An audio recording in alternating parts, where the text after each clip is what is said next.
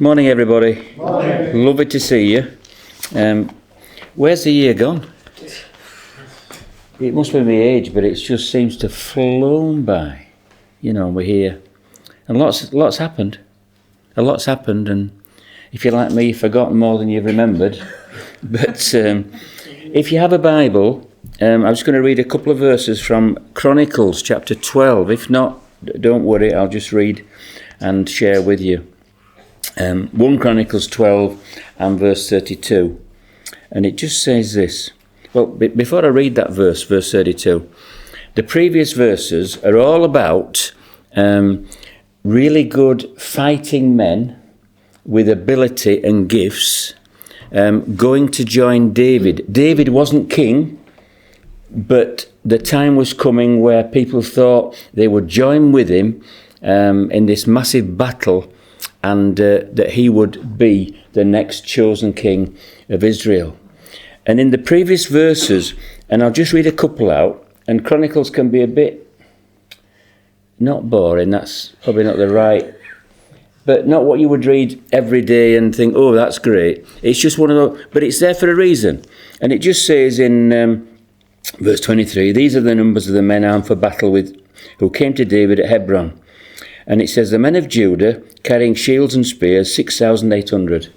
You're saying, what on earth are you bringing that to? Well, and a list goes down. They get less in number. Well, in fact, from Simeon's warriors, ready for battle, 7,000. Men of Levi, 4,600. And it goes right all, and you think, what's happening? Get to verse 32. And the smallest tribe, or the smallest clan, is Issachar. And this is what I want to bring you today, just a very simple thought. It says, the men of Issachar who understood the times and knew what Israel should do. And that title has grabbed me over the last few days. People in Featherstone and you in this church need to understand the time that we're going through and what to do about it, because God will show us what to do.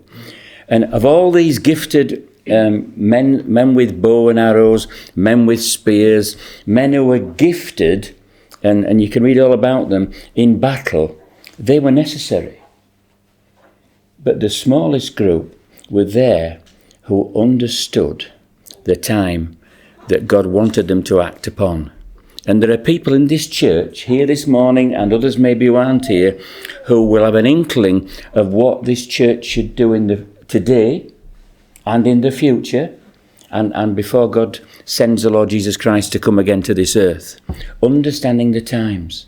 Now, the whole world out there is asking, what is the answer?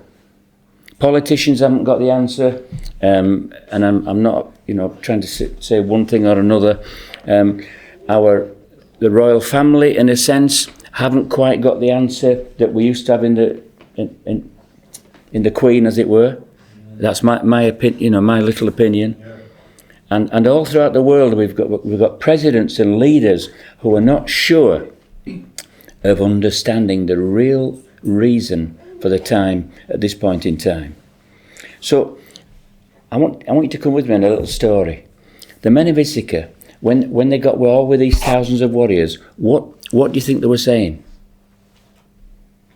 They were saying something like this: don't forget, before we go into battle, that God's appointing David as king. I want you to understand that. Whatever happens, don't let other people change your mind. And this is what I want to put to you. There'll be people outside of church, in your families, who'll say, I don't know why you bother going. Or, I don't know why you keep going when when it's not full, or whatever. They give all sorts of reasons. And I don't know what you see in the Bible. This is the work of the devil. This is Satan. And it just says that the men of Issachar, they were steadfast and they understood why they were there and what they had to do there. And their point was not to go out with a sword. Their point was to say to people, God's in control. And this is what I want to bring to you today, that we've got to recognise that. As people in your church get older, and in the church I belong to, and I think I'm fifth oldest, maybe sixth, I don't know. But do you know what I mean? And when you tell people your age, or when I tell people my age these days, they look and say, "Oh, are you?" You know, that type of thing. And that's the funny side of it. But the real side is, as I look around, I think to myself, who's going to keep going with it? And I'm not trying to be negative, but God's got things in control. And we've got to understand the times, and maybe we've got to say to each other, I think we should encourage so-and-so, or I think we should give more responsibility to so-and-so. And sometimes that's a hard thing to do, because others don't see that. Then in Galatians chapter 4, verse 4, it just says this, I'm going to read it, and you'll know the verse, and it's a Christmas verse. But when the time had fully come, God sent his Son, born of a woman, born under law, to redeem those under law, that we might receive the full rights of sons, and I'm going to add daughters. And when the time had fully come, you know, Paul in Galatians, he understood the time. He understood what he was doing. And I just want to encourage each one of you here today that we've got to try and get close to God's word, get close to God himself, be very near to the Lord Jesus, and let the Holy Spirit reign in our lives to understand what's going to happen on Monday of this week. Who we're going to speak to. What are we going to say? And this, to finish with, before we commence our communion service together, our breaking of bread, Luke 22 verse 14 says this: when the hour came, and Jesus said these words, this cup is the new covenant of my blood. It was a change from the Passover. It was a change from the sacrifice of animals. Jesus was saying to them, I am the new covenant. And this morning we've come to remember, and we've got to understand that this time that we do it is one time less before Jesus comes again. And he's with us this morning. And you might have come with difficulties and problems, and I've been thinking about all sorts on the way here, as you do, thinking, what am I going to do tomorrow, and how am I going to get around this?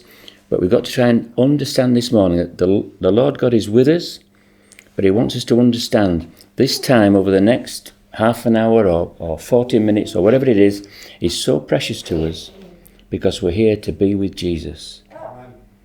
And whether you can say something out loud or whether it's from inside your heart, it's precious to Jesus. And let's understand that he's with us. And we ask these things in Jesus' name.